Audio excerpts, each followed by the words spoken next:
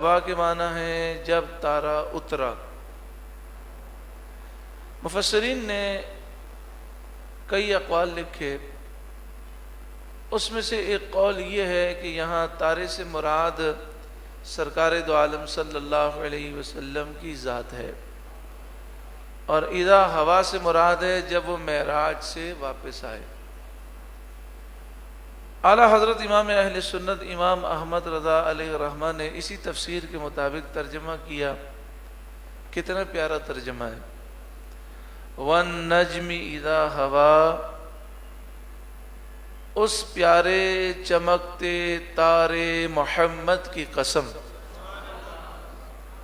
اس پیارے چمکتے تارے محمد کی قسم، اذا ہوا، جب یہ معراج سے اترے، ما ضل صاحبکم وما غوا، تمہارے نبی نہ بہکے نہ بے راہ چلے، وما ينطق عن الهوى، اور وہ کوئی بات اپنی خواہش سے، اپنی خواہش نفس سے نہیں کرتے، ان هو الا وحی یوحی، وہ تو نہیں مگر وحی جو انہیں کی جاتی ہے، علمہ، انہیں سکھایا، شدید القوا، اس رب نے جو سخت قوتوں والا ہے، ذو مرہ، اس رب نے سکھایا جو طاقتور ہے، فاستوى، پھر اس جلوے نے قصد فرمایا، وَهُوَ بِالْأُفُقِ الْأَعْلَى، اور وہ محبوب آسمان بری کے سب سے بلند کنارے پر تھے، ثم دنا، پھر وہ جلوہ نزدیک ہوا، فتدلی، پھر خوب اتر آیا، فکان قاب قوسین او ادنا، تو اس جلوے اور اس محبوب میں 2 ہاتھ کا فاصلہ رہا، بلکہ اس سے بھی کم، فَأَوْحَى إِلَىٰ عَبْدِهِ مَا أَوْحَى، اب وحی فرمائی اپنے بندے کو جو وحی فرمائی، مَا كَذَبَ الْفُؤَادُ مَا رَأَى، دل نے جھوٹ نہ کہا جو دیکھا، أَفَتُمَارُونَهُ عَلَىٰ مَا يَرَىٰ، تو کیا تم ان سے ان کے دیکھے ہوئے پر جھگڑتے ہو، وَلَقَدْ رَآهُ نَزْلَةً أُخْرَىٰ، اور انہوں نے تو وہ جلوہ 2 بار دیکھا، عند سدرۃ المنتہا، سدرۃ المنتہا کے پاس، عندہا جنت المأویٰ، اس کے پاس جنت المأویٰ ہے، اذ یغشی السدرۃ ما یغشی، جب سدرہ پر چھا رہا تھا جو چھا رہا تھا، ما زاغ البصر وما طغی، آنکھ نہ کسی طرف پھری نہ حد سے بڑی، لقد رأى من آیات ربہ الکبریٰ، بے شک اپنے رب کی بہت بڑی نشانیاں دیکھیں۔ اس میں معراج کے واقعے کو بیان کیا گیا۔ یہاں پر نبی کریم صلی اللہ علیہ وآلہ وسلم نے جو اللہ کا دیدار کیا اس کا بھی ذکر ہے، اور فرمایا گیا وَلَقَدْ رَآهُ نَزْلَةً أُخْرَىٰ، اور انہوں نے تو وہ جلوہ 2 بار دیکھا، مَا زَاغَ الْبَصَرُ وَمَا طَغَىٰ، آنکھ نہ کسی طرف پھری نہ حد سے بڑی، یعنی نبی کریم صلی اللہ علیہ وسلم نے اللہ کا دیدار اپنی آنکھوں سے کیا، دل سے بھی دیدار کیا، آنکھ مبارک سے بھی دیدار کیا، اور بیداری میں دیدار کیا، اور اس آنکھ نے اللہ کا دیدار کیا، اللہ نے محبوب کریم کی آنکھوں میں وہ طاقت عطا فرمائی۔ اللہ تعالیٰ نے اپنی، ایک تو ذات کی تجلی ہوتی ہے، ایک ہوتی ہے وصف کی تجلی، اللہ نے کوہ طور پر اپنے وصف کی، اپنی صفت کی تجلی ڈالی، اور وہ بھی اپنے وصف کی جو تجلی ڈالی اس کا کروڑواں حصہ۔ اور موسیٰ علیہ السلام سے فرمایا کہ اگر یہ پہاڑ ثابت رہے تو آپ دیکھ سکیں گے، لیکن جیسے ہی وصف کی تجلی کا کروڑواں حصہ اس پہاڑ پر آیا تو پہاڑ ریزہ ریزہ ہو گیا، اور موسیٰ علیہ السلام بے ہوش ہو گئے، پہاڑ جل گیا۔ لیکن اللہ رب العالمین نے اپنے محبوب کو طاقت عطا فرمائی کہ حضور نے جاگتے ہوئے اپنی آنکھوں سے رب کا دیدار کیا۔ حضرت موسیٰ علیہ السلام نے وصف کی ایک تجلی کا کروڑواں حصہ وہ بھی پہاڑ پر دیکھا اور بے ہوش ہو گئے۔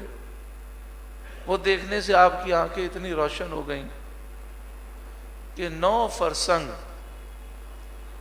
یعنی 27 میل تقریباً 30-40 کلومیٹر دور اندھیری رات میں کالے پتھر پر کالی چونٹی چلتی تو آپ اسے بھی دیکھ لیتے، اور نہ صرف چونٹی کو دیکھ لیتے بلکہ وہ چونٹی جو اپنے پاؤں رکھتی اس کی پاؤں کی آواز کو بھی سن لیتے تھے، کیونکہ آپ نے اللہ کے کلام کو سنا تھا۔ تو اللہ کے کلام کو سننے کے باعث آپ کے کان اتنے تیز ہو گئے، اور وصف کی تجلی، اللہ کے وصف کی تجلی کے کروڑویں حصے کو دیکھنے سے آپ کی آنکھیں اتنی تیز ہو گئیں۔ تو جس آقا صلی اللہ علیہ وسلم نے اللہ کے وصف کی تجلی نہیں، ذات کی تجلی نہیں بلکہ خود ذات کو دیکھا، ان کی آنکھوں کا کیا عالم ہوگا۔ آپ فرماتے ہیں، یعنی حضور کی آنکھ مبارک کی طاقت دیکھیں، آپ فرماتے ہیں میں پوری کائنات کو اور جو ہو رہا ہے، جو قیامت تک ہوگا، یعنی فیوچر کو بھی اس طرح دیکھ رہا ہوں جیسے اپنی ہتھیلی پر رائے کے دانے کو دیکھتا ہوں۔ جو ہو رہا ہے وہ تو دیکھا جا سکتا ہے، لیکن جو ہونے والا ہے حضور کی آنکھ مبارک وہ بھی دیکھتی ہے۔ کہ آپ نے فرمایا میں اس طرح پوری کائنات کو دیکھ رہا ہوں، جو کائنات میں ہو رہا ہے، جو قیامت تک ہوگا، اسے اس طرح دیکھ رہا ہوں جیسے ہتھیلی پر رائے کا دانہ دیکھتا ہوں۔ کسی کو اگر یہ بات سمجھ نہ آئے کہ جو ہو رہا ہے وہ تو دیکھنا سمجھ میں آیا، جو قیامت تک ہونے والا ہے حضور اسے بھی دیکھ رہے ہیں، تو قیامت تک جو ہونے والا ہے حضور اسے بھی دیکھ رہے ہیں، قیامت کو بھی دیکھ رہے ہیں، اور جو 50,000 سال کا دن جب گزر جائے گا تو جنت میں کیا ہوگا، جہنم میں کیا ہوگا، حضور نے اسے پہلے دیکھ لیا۔ لیکن شب معراج جب ہم واقعہ سنتے ہیں تو ہم یہ کہتے ہیں، احادیث میں ہے کہ نبی کریم صلی اللہ علیہ وسلم نے جنت کو ملاحظہ فرمایا، اور جنت میں لوگوں کو دیکھا کہ فلاں پر یہ کرم ہے، فلاں پر یہ کرم ہے، جنت کو بھرا ہوا دیکھا۔ آپ نے جہنم کو ملاحظہ فرمایا اور جہنم کو بھرا ہوا دیکھا، اور آپ نے یہ بتایا کہ فلاں کو اس وجہ سے عذاب ہو رہا تھا، فلاں کو اس وجہ سے عذاب ہو رہا تھا۔ سوال یہ ہے کہ جنت میں لوگ کب جائیں گے؟ میدان قیامت میں جب فیصلہ ہو جائے گا پھر جائیں گے جنت میں، اور جہنم میں کب جائیں گے؟ میدان قیامت کے بعد۔ لیکن نبی کریم صلی اللہ علیہ وآلہ وسلم نے اپنی آنکھوں سے مستقبل کو دیکھ لیا، فیوچر کو دیکھ لیا۔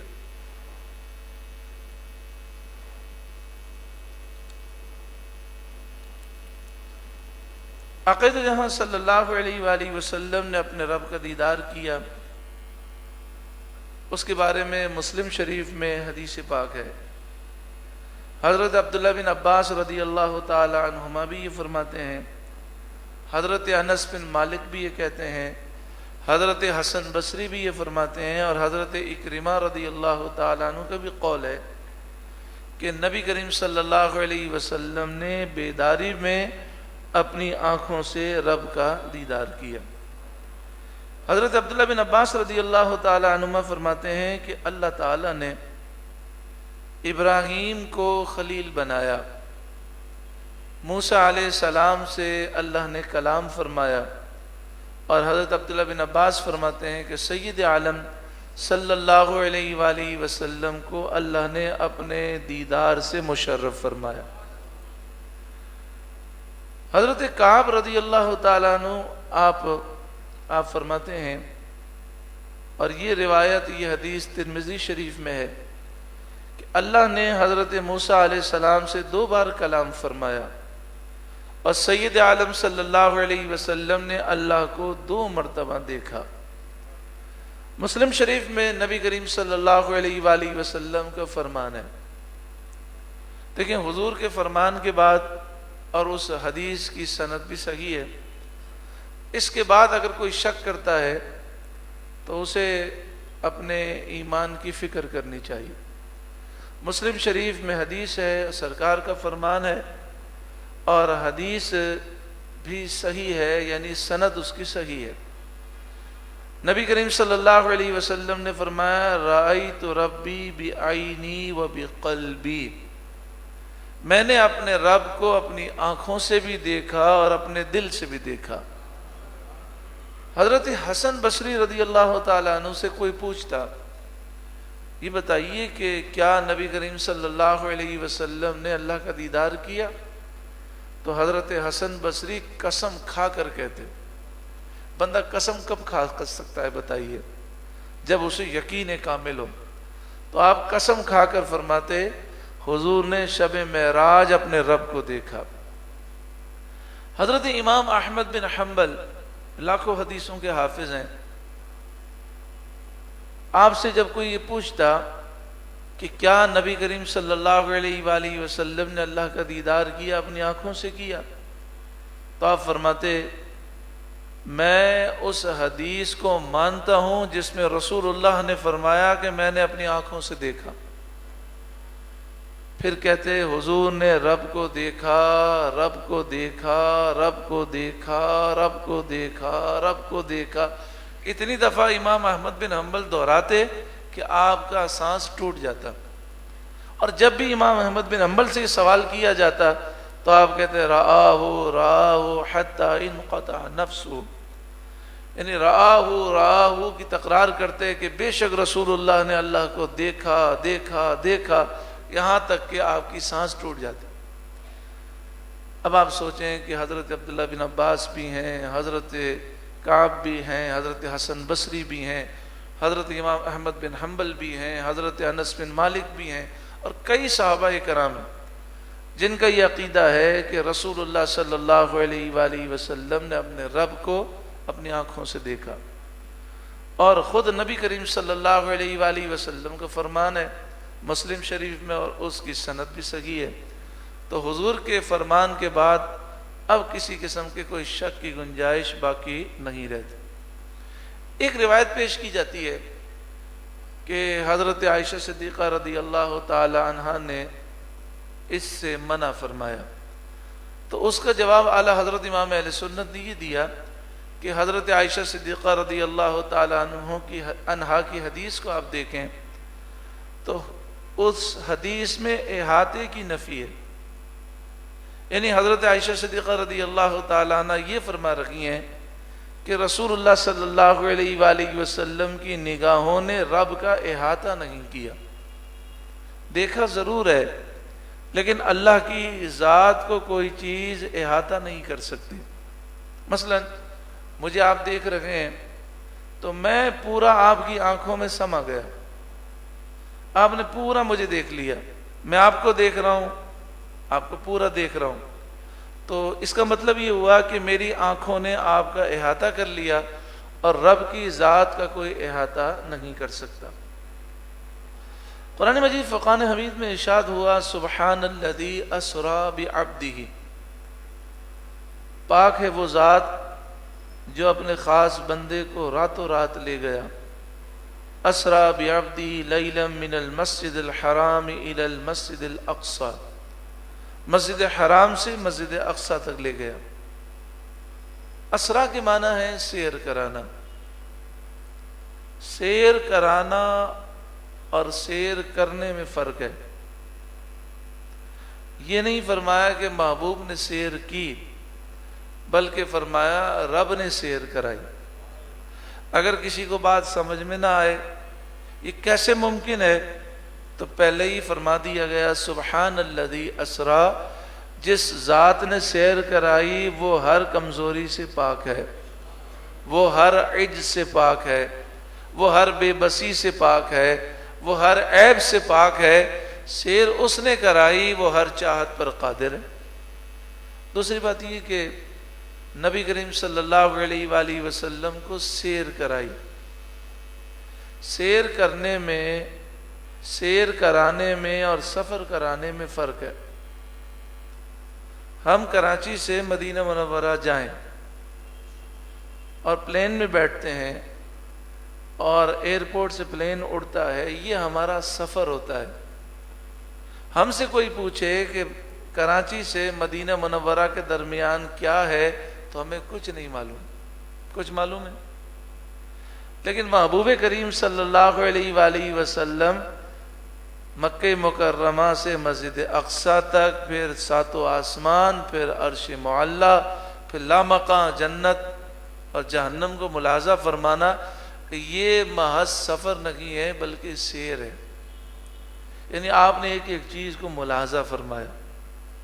دوسری بات یہ ہے کہ مثال کے طور پر اگر جو ہے کوئی شخص اس گلی سے گزرنا چاہے تو گزرنے میں اس کی سپیڈ زیادہ ہوگی، لیکن اگر وہ اس گلی کی سیر کرنا چاہے تو وہ ایک ایک مکان کو دیکھے گا، ایک ایک چیز کو ملاحظہ کرے گا، پھر وہ سوال بھی کرے گا اس گھر میں کون رہتے ہیں، اچھا یہاں پر مسجد بہار شریعت ہے، کب سے بنی ہے. تو سیر کرنے میں دیر لگتی ہے اور سفر کرنا جلدی ہوتا ہے. تو محبوب کریم صلی اللہ علیہ وآلہ وسلم کی سیر کی یہ شان ہے کہ ساتوں آسمان اور جنت و جہنم کو ملاحظہ فرمایا، رب کا دیدار کیا، گئے اور واپس آئے. سیر کی تیزی اور سرعت کا یہ عالم ہے کہ کنڈی ہل رہی تھی، بستر گرم تھا، پانی چل رہا تھا، تو سفر کی تیزی کا کیا عالم ہوگا، سفر کی تیزی کا کیا عالم ہوگا. نبی کریم صلی اللہ علیہ وآلہ وسلم کی جو سیر مبارک ہے، جس میں آپ نے ایک ایک چیز کو ملاحظہ کیا، یہاں تک کہ آپ نے دیکھا کہ موسیٰ علیہ السلام وادی ایمن میں سرخ ٹیلے کے پاس آپ کی قبر ہے، قبر کے اندر کیا ہو رہا ہے حضور نے اس سیر میں دیکھا، کیونکہ سیر میں ایک ایک چیز کو ملاحظہ کیا جاتا ہے. تو آپ نے دیکھا کہ موسیٰ علیہ السلام قبر میں کھڑے ہیں اور کھڑے ہو کر کیا کر رہے ہیں، نماز پڑھ رہے ہیں، اس کو بھی دیکھ لیا. تو اس طرح آپ نے ایک ایک چیز کو ملاحظہ فرمایا.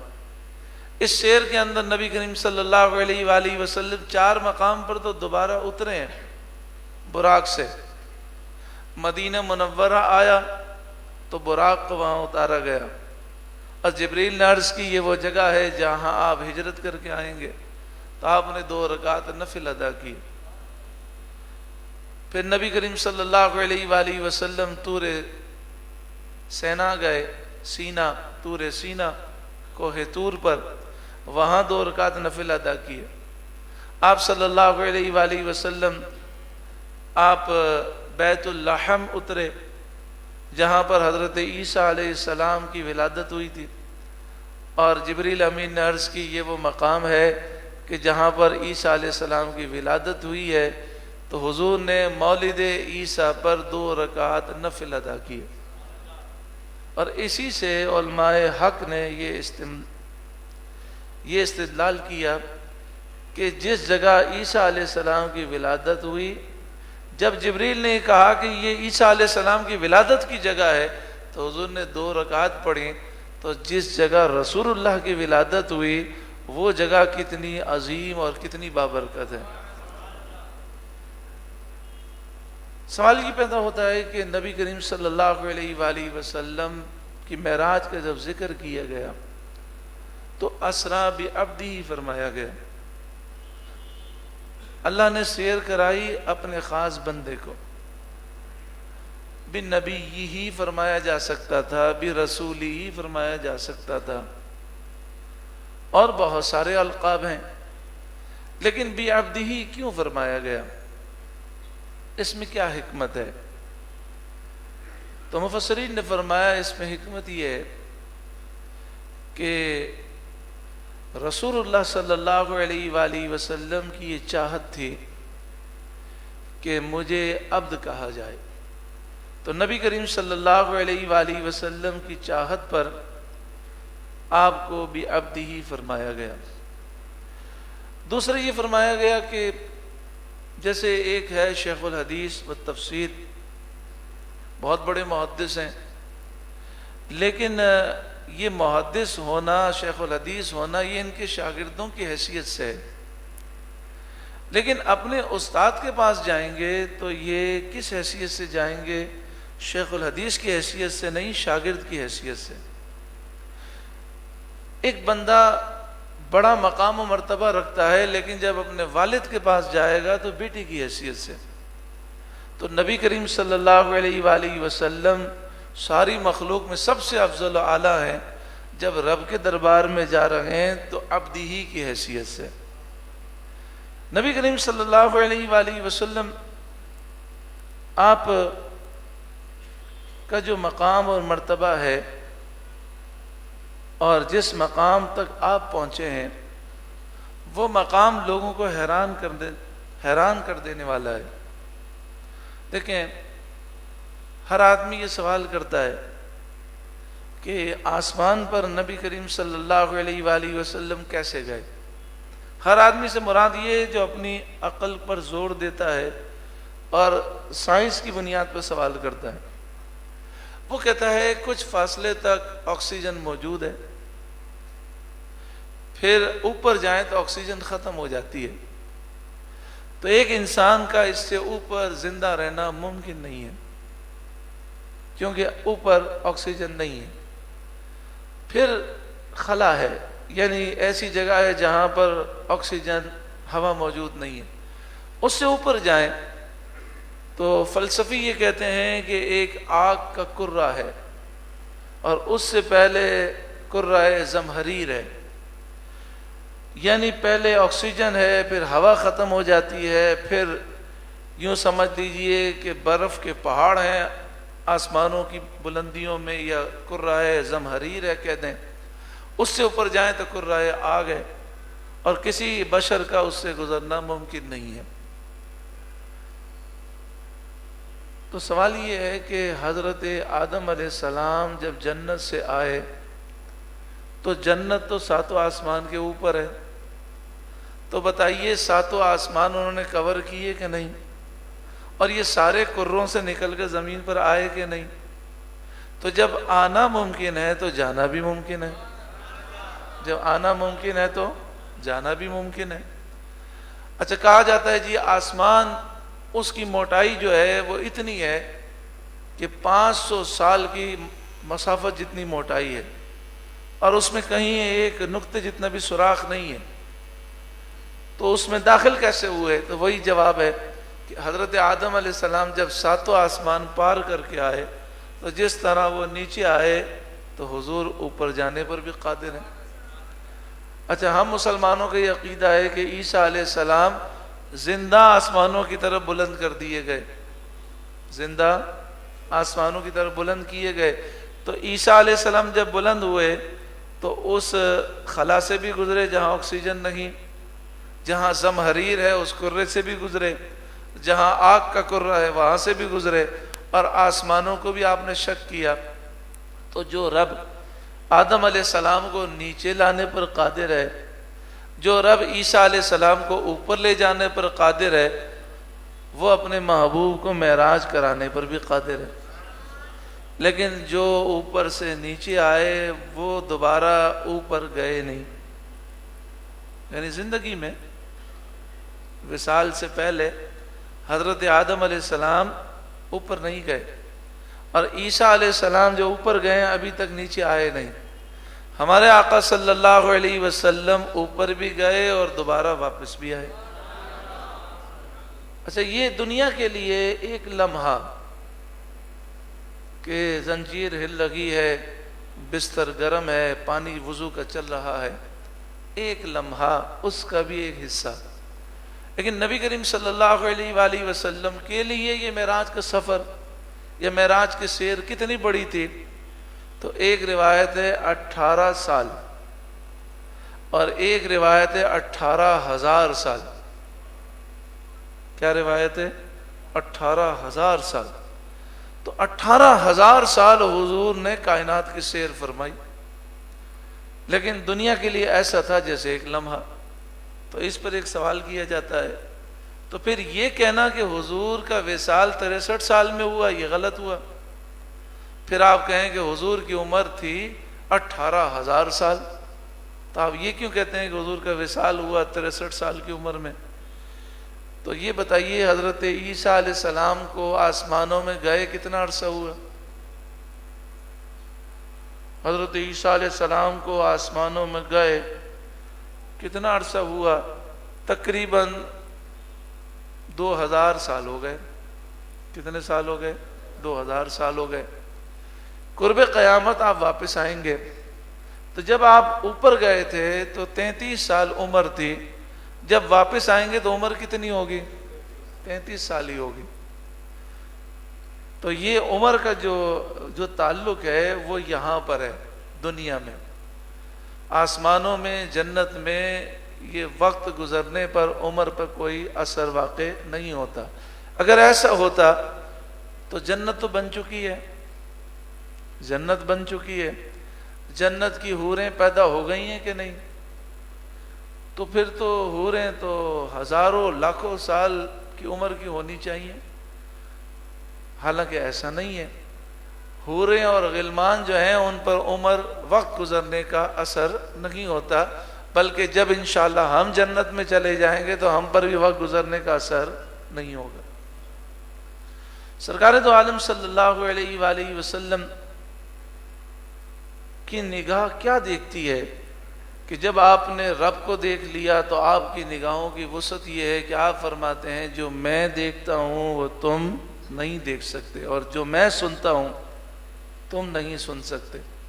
آپ صلی اللہ علیہ وآلہ وسلم نے فرمایا میں 7 آسمان دیکھ رہا ہوں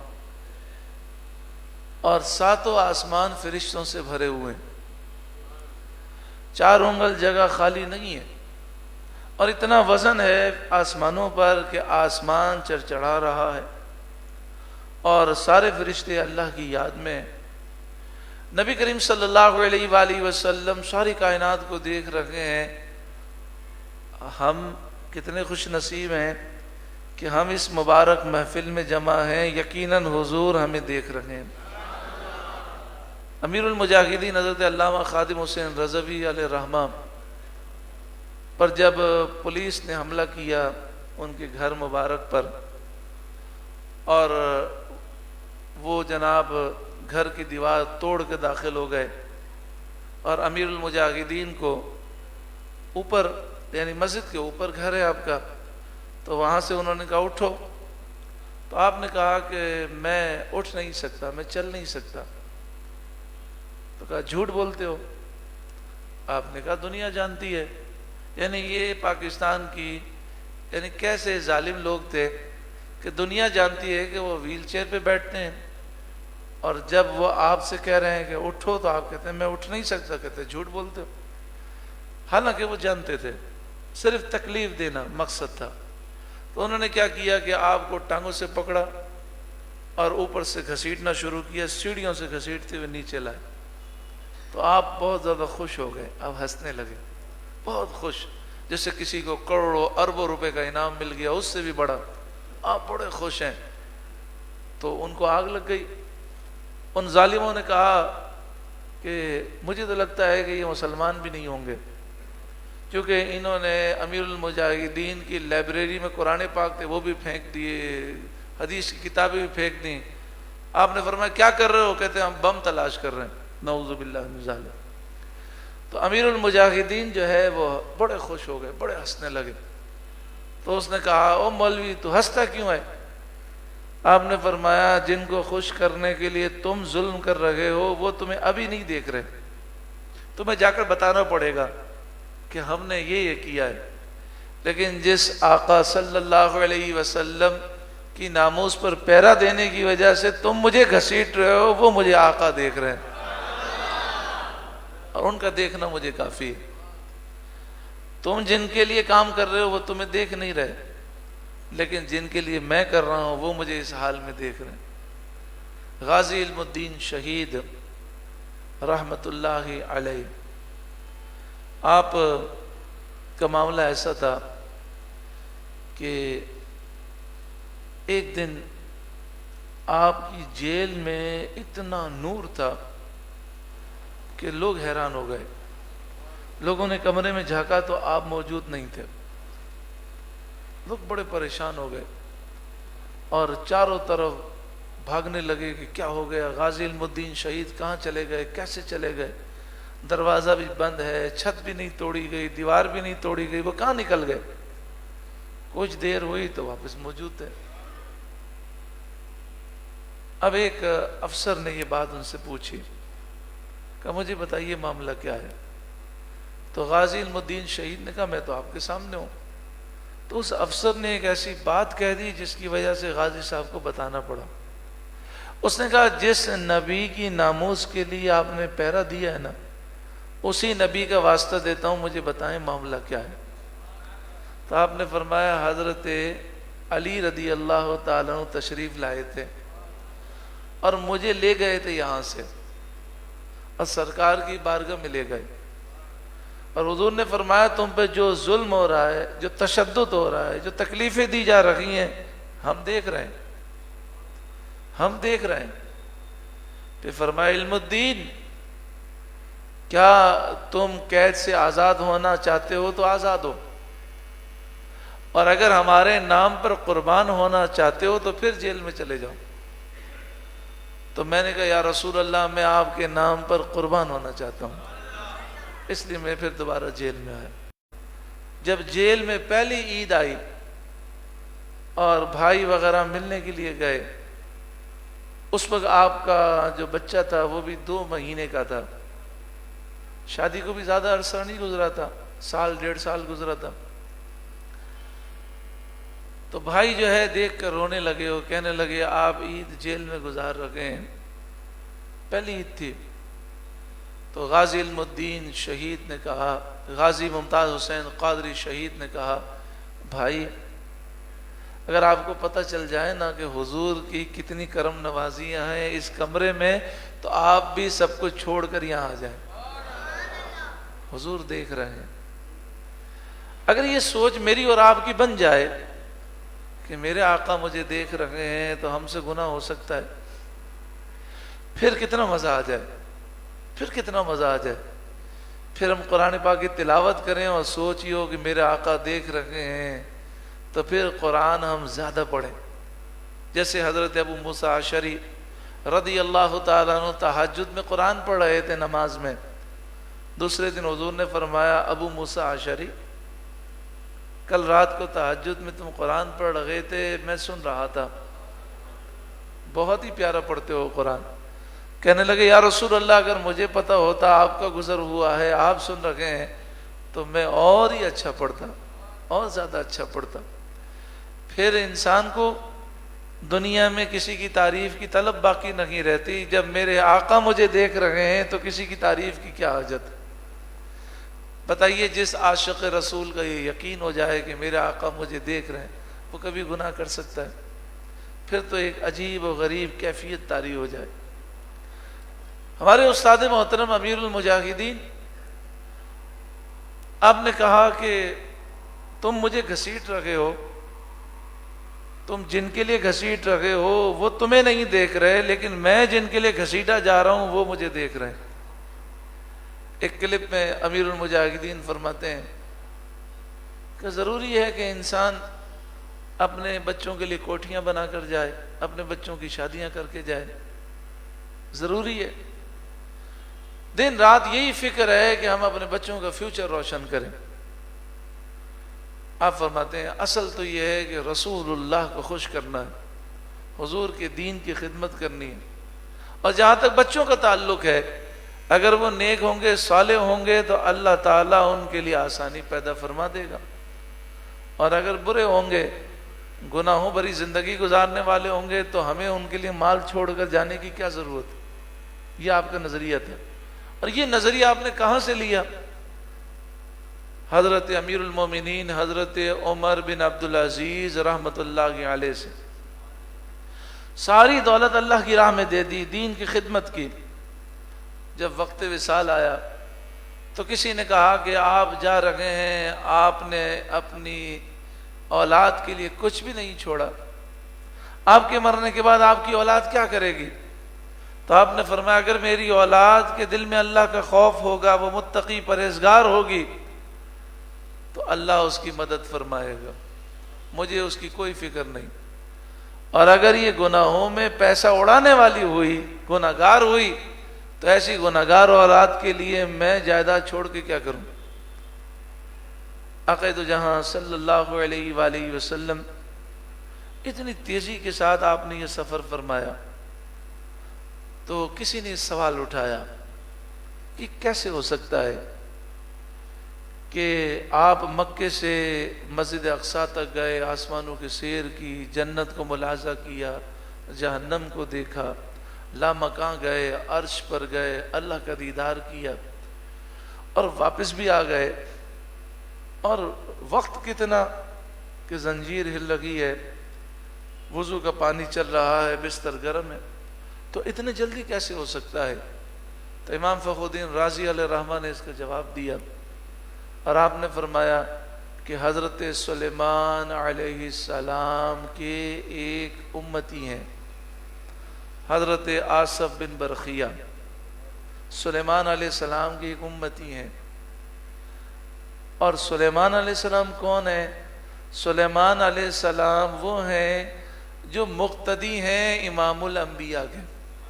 شب معراج حضور کے پیچھے انہوں نے نماز ادا کی، تو سلیمان علیہ السلام کا جو امتی ہے وہ ملکہ بلقیس کے تخت کو پلک جھپکنے سے پہلے لے آتا ہے، حالانکہ وہ 80 گز جو ہے وہ لمبا ہے، 40 گز چوڑا ہے، 30 گز موٹا ہے، لوہے اور سونے چاندی ہیرے جواہرات سے مرصع ہے، 7 دروازوں میں بند ہے۔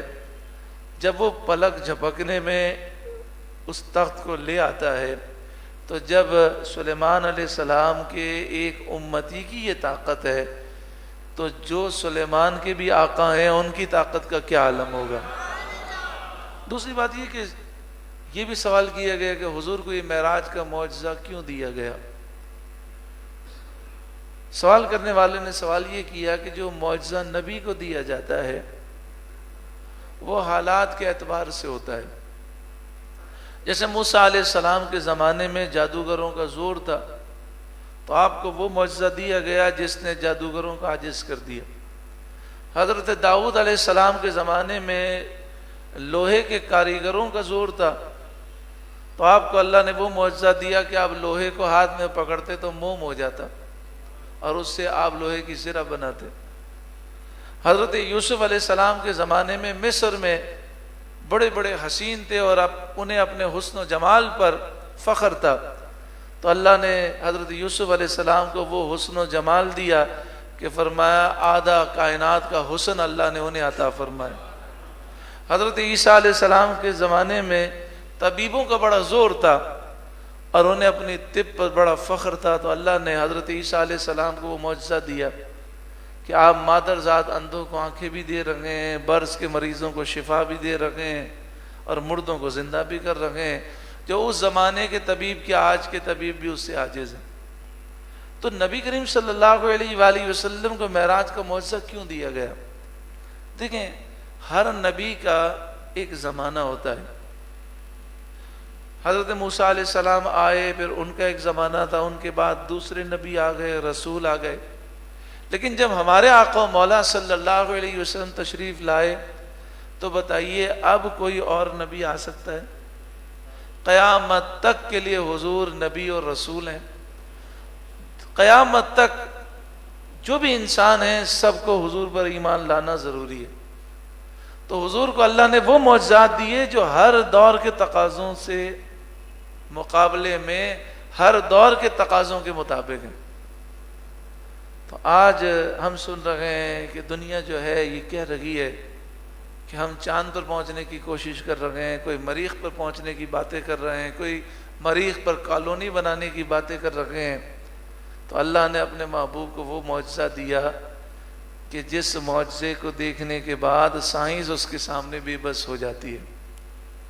نبی کریم صلی اللہ علیہ وآلہ وسلم یہ مریخ اور یہ چاند تو ادھر ہی ہے، آپ تو ساتوں آسمان کے پار گئے اور پھر عرش الہی تک، سدرۃ المنتہا تک، اس سے بھی آگے جہاں قیامت تک کوئی انسان پہنچنے کا تصور نہیں کر سکتا۔ پھر سرکار دو عالم صلی اللہ علیہ وآلہ وسلم کے جتنے بھی معجزات ہیں، اب دیکھیں ابھی سائنسدانوں کا یہ کہنا ہے کہ ہم اس پر ریسرچ کر رہے ہیں کہ نکلا ہوا تیر واپس آ جائے، نکلا ہوا تیر واپس آ جائے۔ یعنی مطلب یہ کہ اب دیکھیں ایٹمی دنیا ہے اور ہزاروں کی تعداد میں ایٹمی میزائل فٹ ہیں اور اس کو چلانے کے لیے کمپیوٹرائز نظام ہے۔ ایک بٹن پر اگر امریکہ اپنے ایٹمی ہتھیار چلاتا ہے تو فوراً روس کی طرف سے اس کا جواب دیا جائے گا، اور صرف 3 سیکنڈ کا دونوں کے پاس وقت ہوگا، تو 3 سیکنڈ ہوں گے ان کے پاس جواب دینے کے لیے۔ لیکن سوال یہ پیدا ہوتا ہے کہ اگر اس کمپیوٹرائز نظام کو، اس پورے سیکورٹی سسٹم کو اگر کوئی ہیک کر لیتا ہے اور کوئی ہیکر وہ بم چلا دیتا ہے تو پھر کیا ہوگا؟ پھر تو دنیا ختم ہو جائے گی، کیونکہ دنیا کے پاس ایٹم بم اتنے ہیں کہ 16,000 مرتبہ دنیا کو فنا کیا جا سکتا ہے، اتنے ایٹم بم تیار ہو گئے۔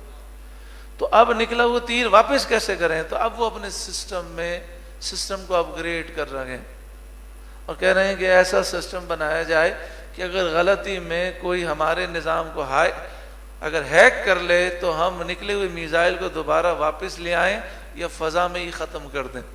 اس پہ انہوں نے تجربات کیے۔ تو ہم تو یہی کہتے ہیں کہ نکلا ہوا تیر واپس نہیں آتا، لیکن وہ کوشش کر رہے ہیں نکلا ہوا تیر بھی واپس آ جائے۔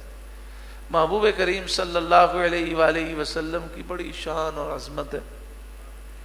آپ صلی اللہ علیہ وآلہ وسلم کی خدمت میں ایک شخص آیا، اس نے کہا مجھے معجزہ دکھائیں تو میں ایمان لے آؤں گا، اور معجزہ بھی میری پسند کا دکھائیں۔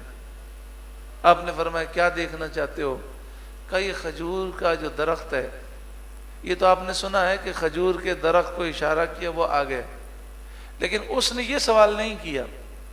اس نے کہا کھجور کے درخت پر جو کھجوریں لگی ہیں اس خوشے کو حکم دیں کہ یہ چل کر آئے اور آ کر آپ کے سامنے گواہی دے تو میں ایمان لے آؤں گا۔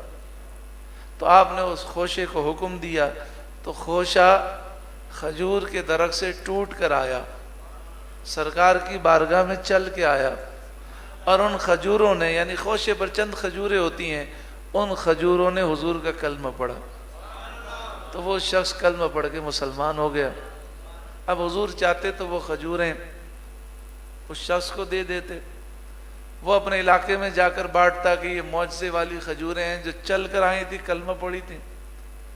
حضور چاہتے تو اپنے صحابہ کرام میں تقسیم کر دیتے۔ تو نبی کریم صلی اللہ علیہ وآلہ وسلم نے ان کھجوروں سے فرمایا تم واپس جاؤ، تمہارا کام پورا ہو گیا۔ تو کھجوریں واپس چلیں اور درخت پہ جہاں سے نکلی تھی وہیں لگ گئی۔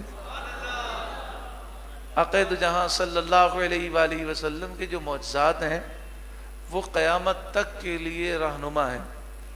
نبی کریم صلی اللہ علیہ وآلہ وسلم کے معجزات ایسے معجزات ہیں کہ دنیا کہیں سے کہیں ترقی کر جائے، وہ جب حضور کی طرف دیکھیں گے تو ان کے سر اللہ کے حضور جھک جائیں گے کہ واقعی رسول اللہ اللہ کے نبی اور رسول ہیں۔ نبی کریم صلی اللہ علیہ وآلہ وسلم آپ نے اس کائنات کا سفر کیا۔ یہ کائنات کتنی بڑی ہے، میں پہلے آسمان کی بات نہیں کر رہا، دوسرے کی نہیں کر رہا، تیسرے کی نہیں کر رہا، پہلے آسمان کے نیچے جو کائنات ہے اس کے متعلق سائنسدانوں کا کہنا کیا ہے؟ سائنسدان ابھی ترقی کر رہے ہیں، دریافت پہ دریافت کر رہے ہیں۔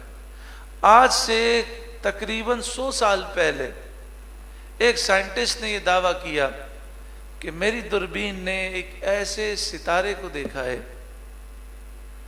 جو زمین سے کتنا دور ہے، 3 ارب نوری سال کے فاصلے پر ہے۔ کتنے ارب؟ 3 ارب نوری فاصلے پر ایک ستارہ ہے جس کو میں نے دریافت کیا ہے۔ یہ تو پہلے آسمان کے نیچے نیچے ہے، پھر پہلا آسمان ہے، پھر 7واں آسمان۔ کائنات کتنی بڑی ہے، 3 ارب نوری سال۔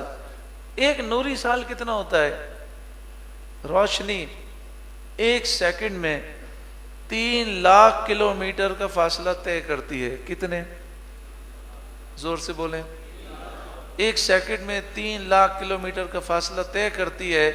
یہ روشنی 1 سیکنڈ میں 3 لاکھ کلومیٹر کا فاصلہ طے کرتی ہے، تو بتائیے 1 منٹ میں وہ کہاں پہنچتی ہوگی، 1 دن میں کہاں پہنچتی ہوگی، اور پورے سال میں کہاں پہنچتی ہوگی؟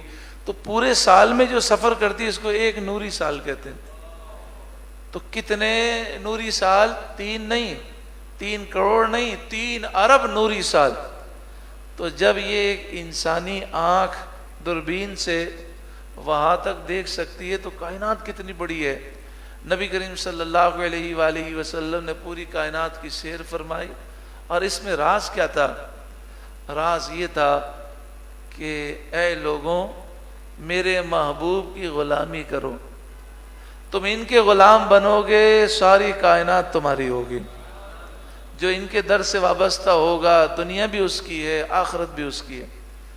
نبی کریم صلی اللہ علیہ وآلہ وسلم نے اس مبارک رات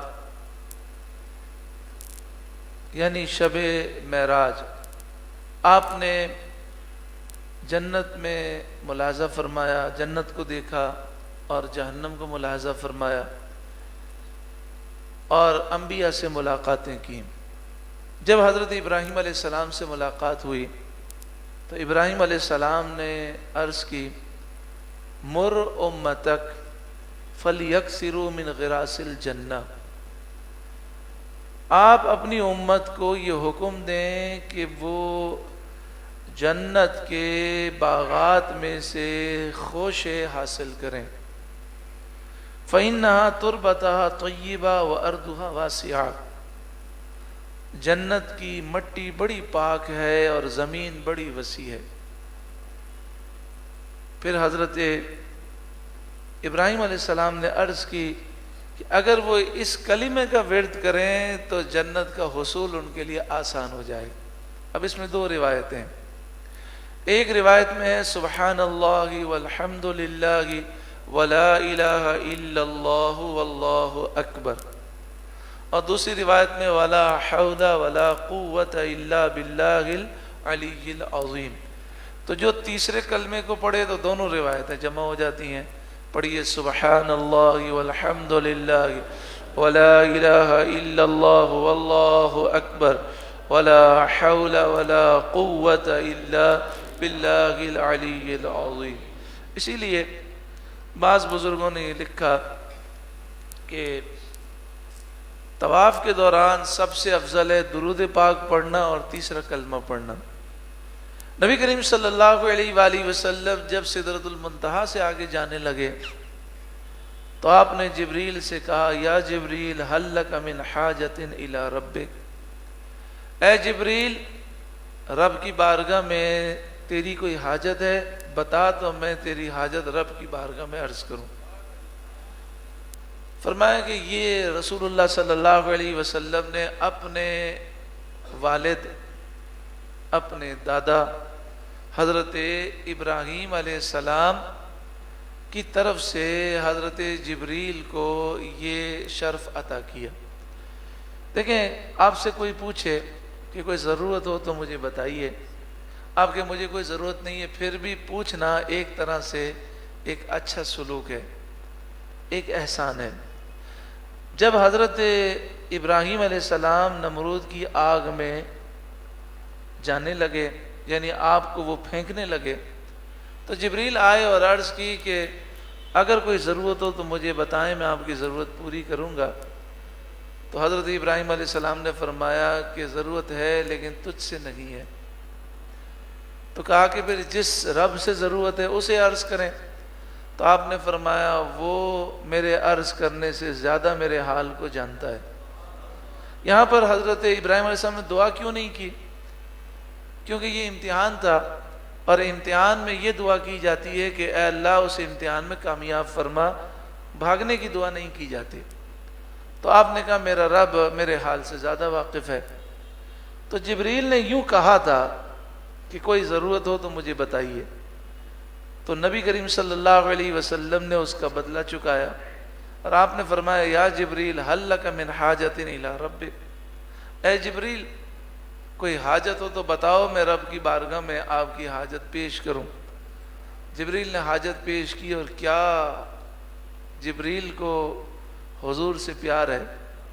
جسے حضور سے پیار ہے حضور کی امت سے پیار ہے۔ اگر ہمیں نبی کریم صلی اللہ علیہ وآلہ وسلم سے محبت ہے تو حضور کے ہر امتی سے محبت ہونی چاہیے۔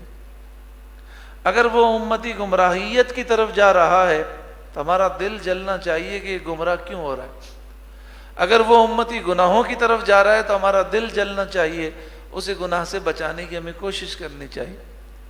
اگر وہ امتی دکھ میں ہے تو ہم اپنا دکھ سمجھیں۔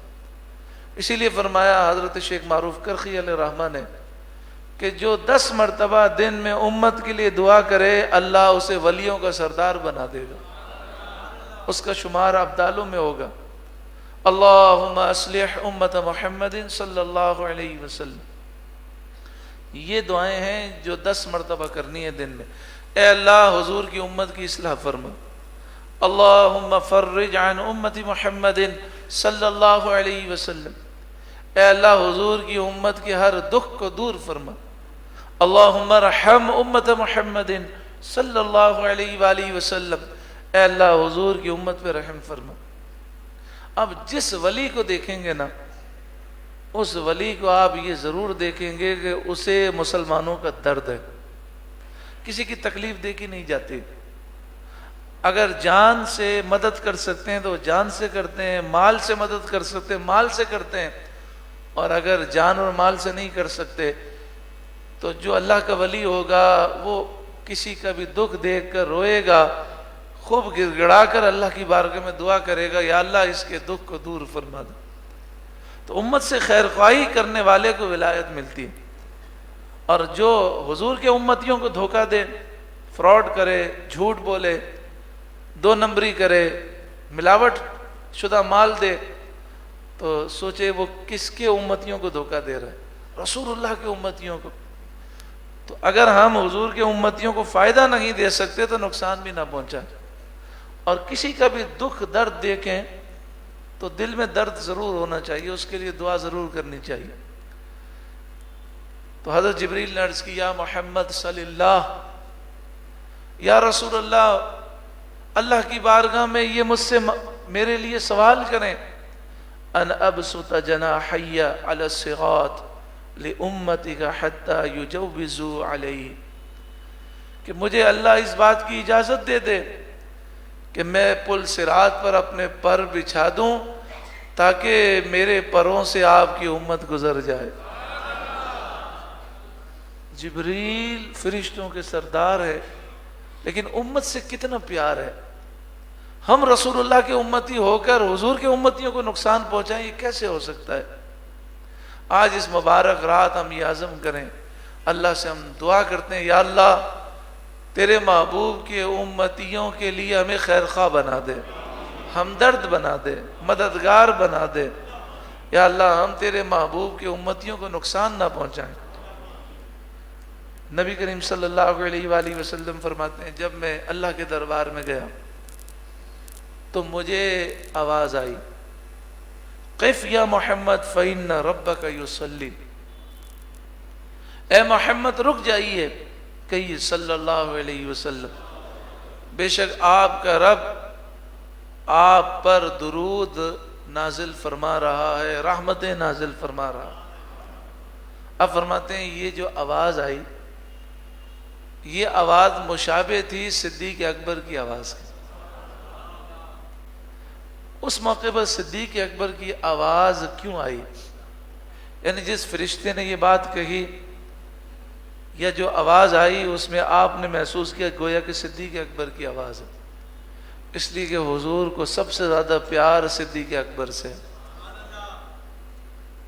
ادنو یا خیر البریہ، اے ساری مخلوق میں سب سے افضل قریب آئیے. ادنو یا احمد، اے احمد قریب آئیے. ادنو یا محمد، اے محمد قریب آئیے. رأیت ربی بأحسن صورہ، میں نے اپنے رب کو حسین صورت میں دیکھا. فقال یا محمد، اللہ نے فرمایا اے محمد صلی اللہ علیہ وسلم، فیما یختصم الملأ الاعلی، ملأ الاعلی کے فرشتے کس معاملے میں بحث کر رکھے ہیں؟ 4000 سال سے وہ کس معاملے میں ڈسکس کر رکھے ہیں؟ فقلت انت تعلم، تو میں نے عرض کیا مالک تو جانتا ہے، میں نہیں جانتا. اللہ تعالیٰ نے اپنا دست مبارک، دست رحمت، اللہ تعالیٰ جسم سے پاک ہے، ہاتھ سے پاک ہے، اس سے کیا مراد ہے اللہ ہی جانتا ہے، میرے دونوں کندھوں کے درمیان رکھا. اس کی ٹھنڈک میں نے اپنے سینے میں محسوس کی. پھر حضور فرماتے ہیں فَعَلِمْتُ مَا فِي السَّمَاوَاتِ وَالْأَرْضِ، جو کچھ آسمان و زمین میں سب کچھ میں نے جان لیا، ہر چیز مجھ پر روشن ہو گئی. تو میں نے عرض کی اے مالک، فرشتے بحث کر رہے ہیں کہ کون سی چیزیں گناہوں کو مٹانے والی ہیں. فرشتے بحث کر رہے ہیں کون سی چیزیں درجات کو بلند کرنے والی ہیں. فرشتے بحث کر رہے ہیں کون سی چیزیں نجات دینے والی ہیں. فرشتے ڈسکس کر رہے ہیں کون سی چیزیں ہلاک کرنے والی ہیں. 3 چیزیں گناہوں کا کفارہ ہیں، بڑی تیزی سے گناہ مٹتے ہیں، یعنی گناہ صغیرہ. تکلیف کے وقت بھی کامل وضو کرنا. مثلا انسان جب بیمار ہوتا ہے تو بخار میں بس اوقات وضو کرنا کتنا مشکل ہوتا ہے، یا اگر پاؤں میں تکلیف ہے، ایکسیڈنٹ ہو گیا تو وضو کرنا کتنا مشکل ہے، یا سخت سردی میں وضو کرنا کتنا مشکل ہے. تو کامل وضو کرنا. نمبر 2، مسجد میں نماز جماعت سے پڑھنے کے لیے قدم اٹھانا. نمبر 3، ایک نماز سے دوسری نماز کا انتظار کرنا. ایک نماز سے دوسری نماز کا انتظار کرنے میں فضیلت یہ ہے کہ ہر وقت نماز کا ثواب ملتا ہے. مثلا عشاء پڑھ لی، اب فکر ہے فجر کی، فجر کا انتظار کر رہے ہیں. حدیث پاک میں ہے کہ جو نماز کے انتظار میں ہے وہ گویا کہ نماز کے اندر ہے، تو مسلسل نماز پڑھنے کا ثواب ہے. 3 چیزیں درجات کی بلندی کا سبب ہیں. نمبر 1، کھانا کھلانا. کھانا کھلانا، اور الحمدللہ اہل سنت کو بہت مبارک ہو، یہ بہت کھانا کھلاتے ہیں. یہ صرف اہل سنت ہیں جن کو ہمارے بزرگوں نے طریقہ دیا کہ غریب اور امیر کا فرق مٹا دیا. کروڑوں پتی آدمی بھی ہوگا تو وہ تھالے میں غریب کے ساتھ بیٹھ کر نیاز کھانے میں سکون محسوس کرے گا. کبھی کبھی آپ دیکھیں کہ ماشاءاللہ محفل نعت ہو، 11ویں شریف ہو، درس قرآن کا پروگرام ہو، اس کے بعد لنگر کا اہتمام ہو، تو بعض لوگ کہتے ہیں کہ آئیے ذرا VIP کمرے میں بیٹھ کے کھا لیں. تو بعض اوقات آپ نے محسوس کیا ہوگا اس VIP کمرے میں بیٹھ کر ٹیبل کرسی پر کھانے میں وہ لطف نہیں ہے جو سب کے ساتھ بیٹھ کر نیچے دریوں پہ بیٹھ کر غریبوں کے ساتھ بیٹھ کر کھانے میں جو مزہ ہے.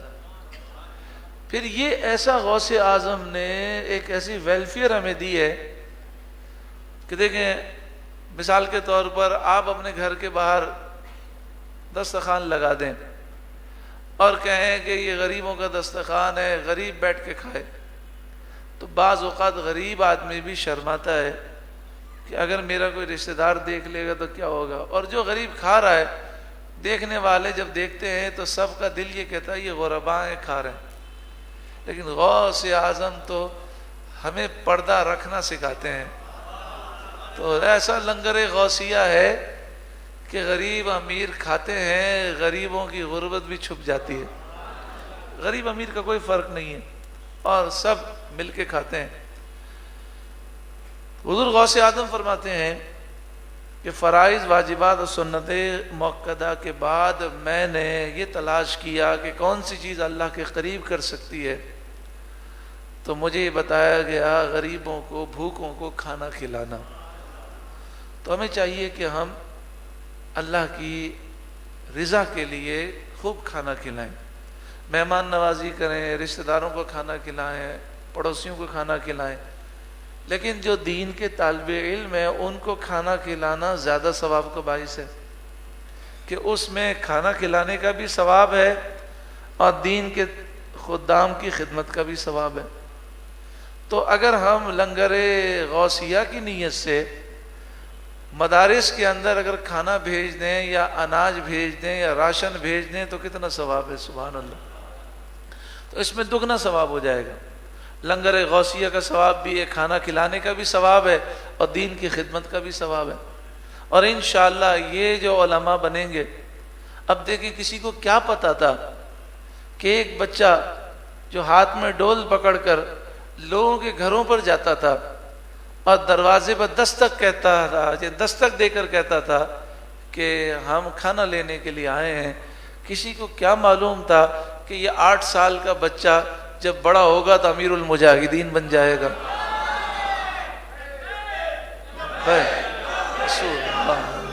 لبیک لبیک لبیک یا رسول اللہ، لبیک لبیک لبیک یا رسول اللہ، لبیک لبیک لبیک یا رسول اللہ، لبیک لبیک، تاجدار ختم نبوت زندہ باد۔ اچھا، امیر المجاہدین کا ایسا بھی نہیں تھا کہ غریب تھے، جاگیردار تھے، اٹک میں آپ کی زمینیں، آپ کے والد جاگیردار، لیکن آپ کے والد اور والدہ کی خواہش تھی کہ میرا بچہ دین کی خدمت کرے، تو دین کی خدمت کے لیے 8 سال کی عمر میں غریب علاقے میں، غریب مدرسے میں بھیج دیا جہاں پر کھانا بھی نہیں بنتا تھا۔ اب بتائیے جاگیردار کا بیٹا 8 سال کی عمر میں، چھوٹا سا بچہ ہے، اور وہاں کھانا بھی نہیں بنتا اور ڈول پکڑ کر ایک ایک کے دروازے پہ جانا پڑتا ہے۔ استاد صاحب فرماتے ہیں اس ڈول کے اندر لوگ میٹھا بھی ڈالتے تھے، نمکین بھی ڈالتے تھے، اور ہر قسم کا کھانا ہوتا اس ڈول کے اندر، کوئی یعنی اس میں فرق نہیں تھا، تو بریانی بھی کوئی ڈال رہا ہے، تو کوئی قورمہ ڈال رہا ہے، تو کوئی میٹھے چاول ڈال رہا ہے۔ آپ فرمائیے مکسچر ہم کھاتے تھے، لیکن پھر آپ فرماتے ہیں کہ جب ہم ڈول لے کر چلتے تھے تو بچے تھے، ڈول اٹھتی نہیں تھی، تو ڈول زمین کے قریب ہوتی تھی، اس میں مٹیاں بھی چلی جاتی تھی، مٹی اڑتی تھی۔ آپ فرماتے ہیں دین کی برکت ہے کہ کبھی پیٹ خراب نہیں ہوا ہمارا، اور جب ہم مدرسے سے گھر جاتے تو ہمارے گھر والے کہتے تو اتنا توانا ہو گیا، تندرست ہو گیا، کیا کھا کر آئے؟ یعنی گھر میں وہ برکت نہیں تھی جو دین کی راہ میں برکت۔ تو جاگیردار کے بیٹے نے اتنی قربانیاں دیں۔ پھر آپ فرماتے ہیں مجھے ایک موقع ایسا آیا کہ میں یہ تکلیفیں دیکھ کر پریشان ہو گیا، تو میں نے اپنی والدہ کو خط لکھا اور میں نے کہا والدہ آپ نے مجھے دین کی خدمت کے لیے چنا ہے، لیکن یہ تو بڑا تکلیف دہ راستہ ہے، یہاں تو کھانے کے لیے بھی نہیں ملتا، بڑی سختی ہے، بڑی تکلیفیں ہیں، سردی گرمی سارے معاملات ہیں۔ تو آپ کہتے ہیں میں نے والدہ کو خط لکھا، شاید 12 سال عمر تھی اس وقت خط لکھا، تو کہتے ہیں میری والدہ پڑھی لکھی نہیں تھی، لیکن پڑھے لکھوں سے زیادہ علم تھا، اور ولایت کے اس مقام پر میری والدہ پہنچی تھیں کہ اذان سن کر بتا دیتی تھیں کہ یہ عاشق رسول کی اذان ہے، عرش سے آواز آ رہی ہے۔ تو کہتے ہیں میری والدہ نے پھر جواب لکھوایا، کسی کو کہا کہ میرے بیٹے کو جواب لکھو، پھر اس خط میں کیا تھا؟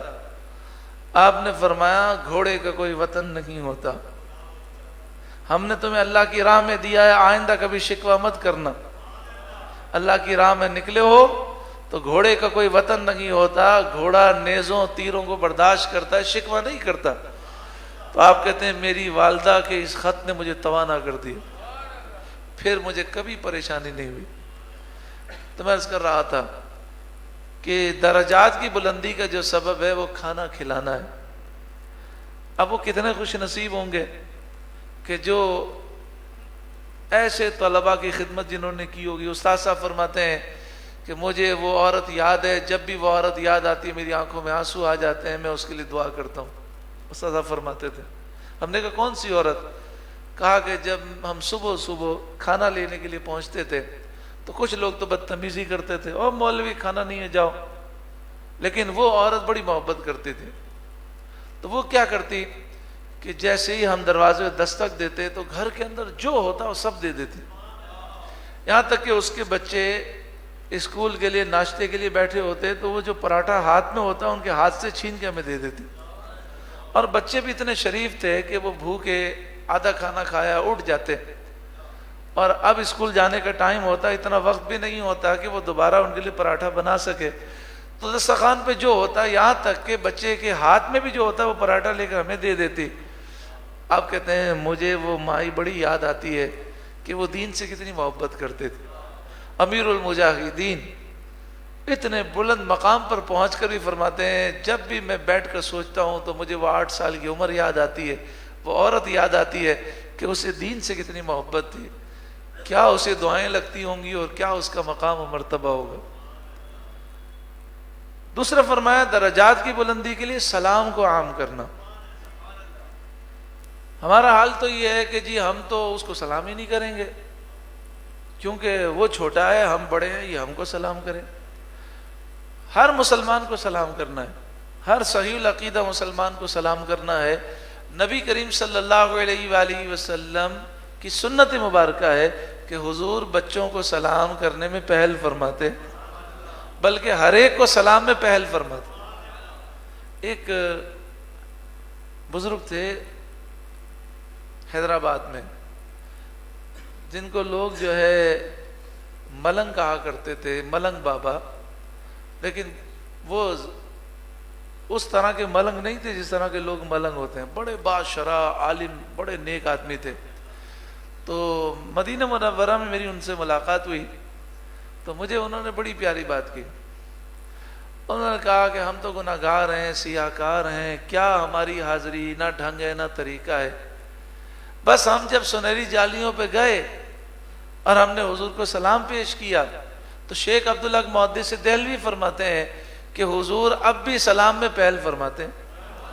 تو جو جالی پہ حاضر ہو کر سلام پیش کرتا ہے اس سے پہلے حضور کہتے ہیں اے میرے امتی تجھ پر سلامتی ہو۔ تو کہتے ہیں ہم مدینے میں آئے، حضور کی طرف سے سلامتی کی دعا مل گئی، اور کیا چاہیے، ہمارا سفر وصول ہو گیا۔ تو سلام کو عام کرنا۔ تیسری چیز رات کو تہجد پڑھنا جب سب لوگ سو رہے ہوں۔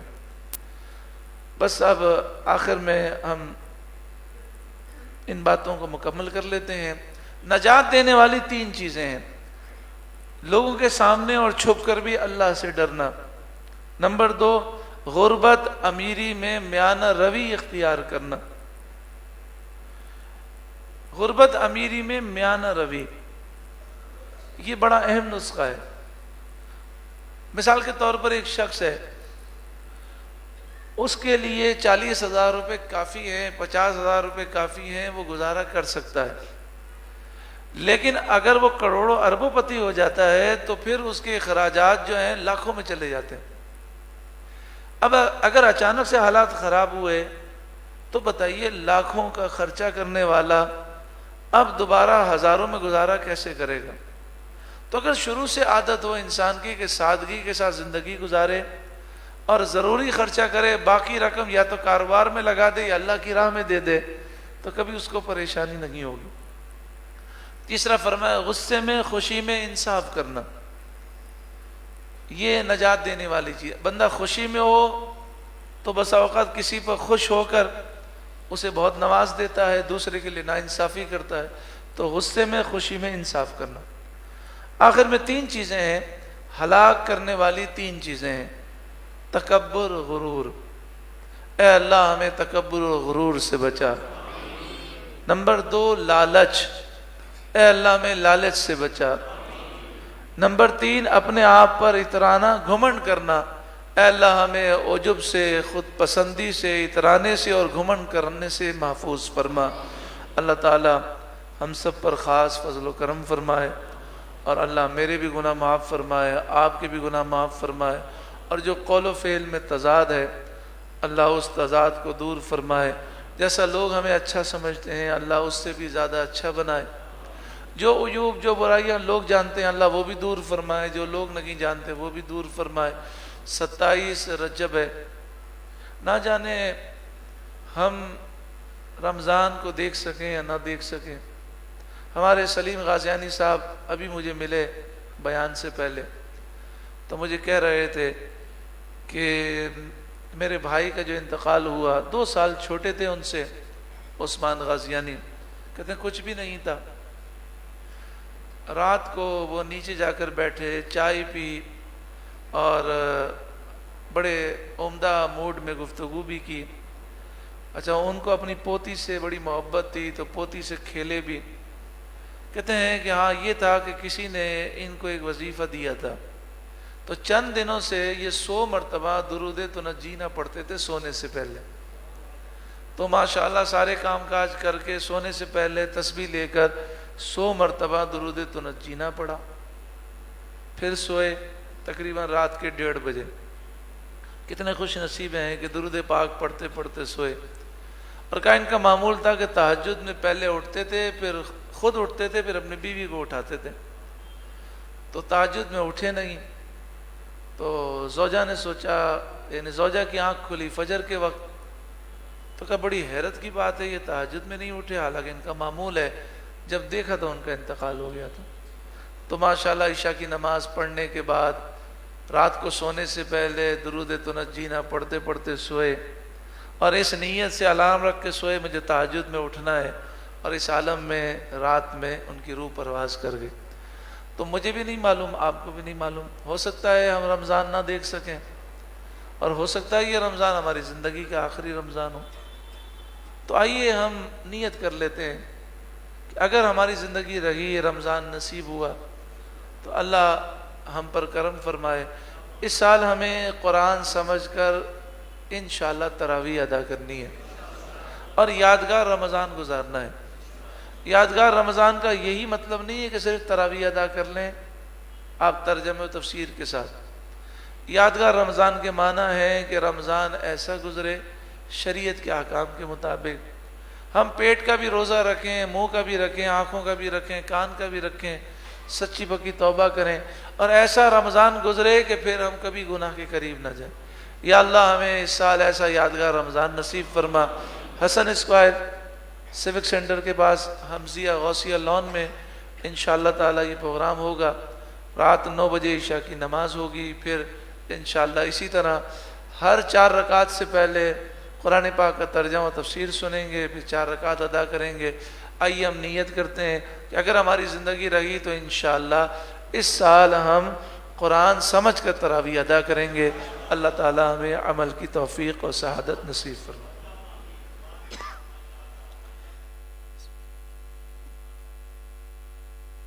صلی اللہ علیہ یا رسول اللہ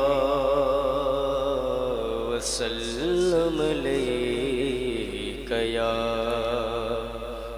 حبیب اللہ۔ بابا سے ملنے کے پڑھیے صلی اللہ علیک یا رسول اللہ وسلم علیک یا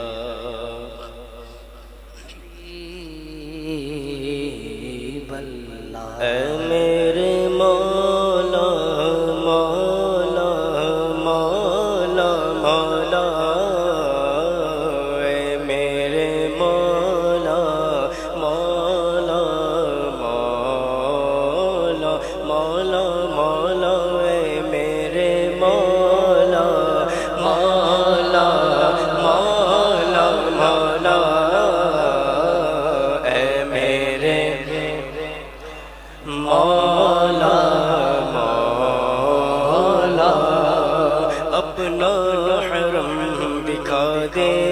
دونوں جہاں کے مالک اپنا حرم دکھا دے، دونوں جہاں کے مالک قسمت میری جگہ دے، قسمت میری جگہ دے، دونوں جہاں کے مالک اے میرے مولا مولا مولا مولا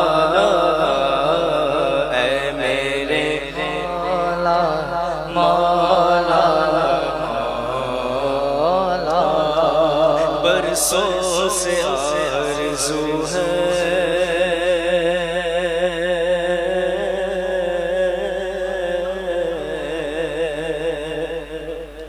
برسوں سے آرزو ہے طیبہ کی جستجو ہے، برسوں سے آرزو ہے مکے کی جستجو ہے، برسوں سے آرزو ہے طیبہ کی جستجو ہے، ایک بار ہی دکھا دے، ہر سال ہی دکھا دے، رمضان میں دکھا دے، دونوں جہاں کے مالک اے میرے مولا مولا مولا مولا اے میرے مولا مولا مولا مولا اے میرے مولا مولا مولا مولا اے میرے مولا مولا مولا، آفات کی ہے زد میں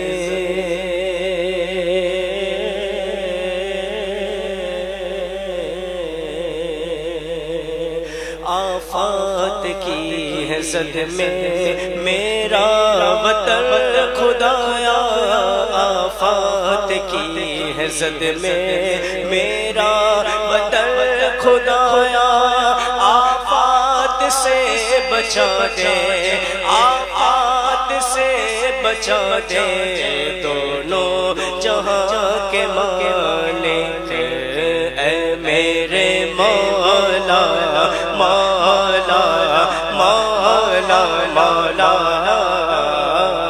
اے میرے مولا مولا مولا مولا مولا اے میرے مولا مولا مولا مولا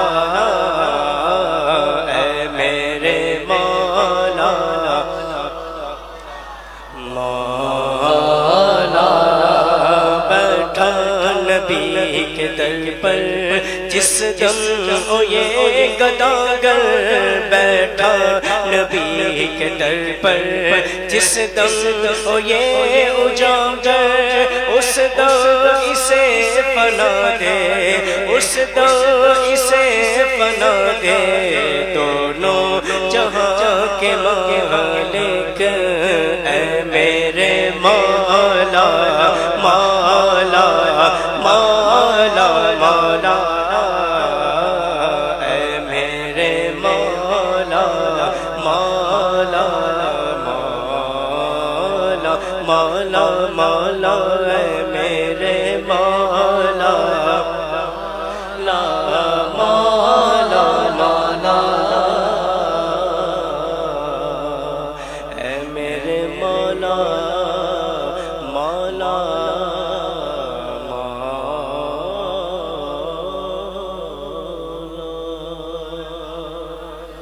صلی علی نبینا صلی علی نبینا صلی علی محمد صلی اللہ مل کر بابا سے بلند صلی علی شفیعنا صلی علی شفیعنا صلی علی محمد معراج شریف کا یہ موقع ہے عرش کی عقل دنگ ہے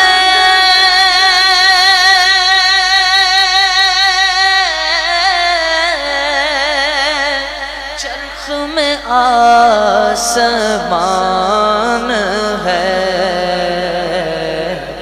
جانے مراد اب کدھر جانے مراد اب کدھر ہائے تیرا مکان ہے جانے مراد اب کدھر ہائے تیرا مکان ہے صلی علی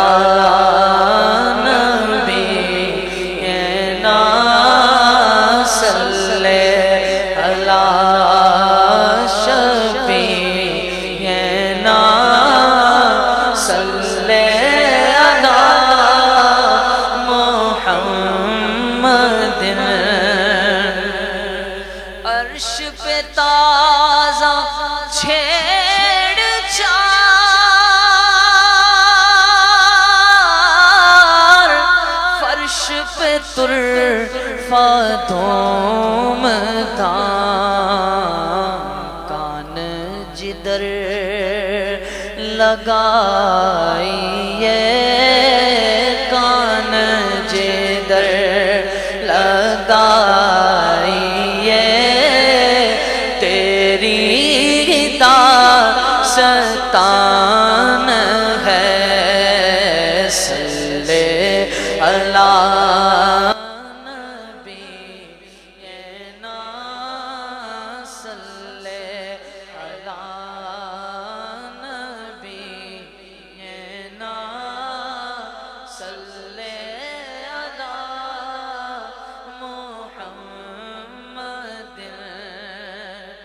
وہ جو نہ تھے تو کچھ نہ تھا وہ جو نہ ہو تو کچھ نہ ہو وہ جو نہ تھے تو کچھ نہ تھا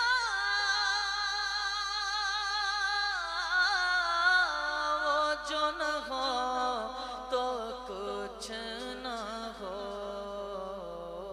جان ہے وہ جہان کی جان ہے وہ جہان کی جان ہے وہ جہان کی جان ہے تو جہان ہے صلی علی نبینا صلی علی نبینا صلی علی محمد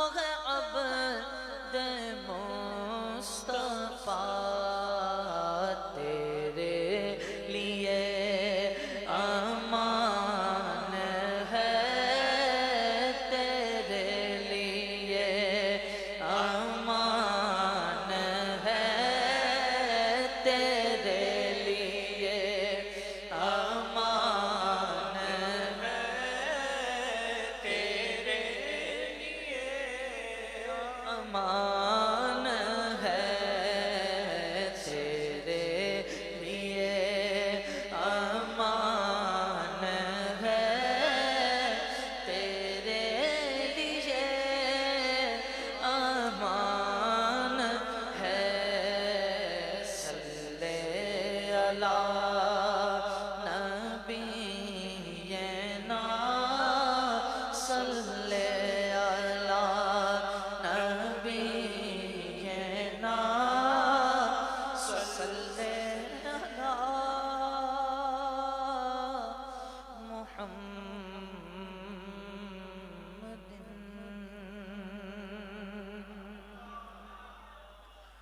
ज़मीनो ज़मां तुम्हारे लिए मकीनो मकान तुम्हारे लिए ज़मीनो ज़मां तुम्हारे लिए मकीनो मकान तुम्हारे लिए चुनीनो चुना तुम्हारे लिए बने दो जहां तुम्हारे लिए चुनीनो चुना तुम्हारे लिए बने दो जहां तुम्हारे लिए वजह तख्लीक कायनात है वजह तख्लीक कायनात तेरे सदक़े जान जाना तेरे कुर्बान जाने जाना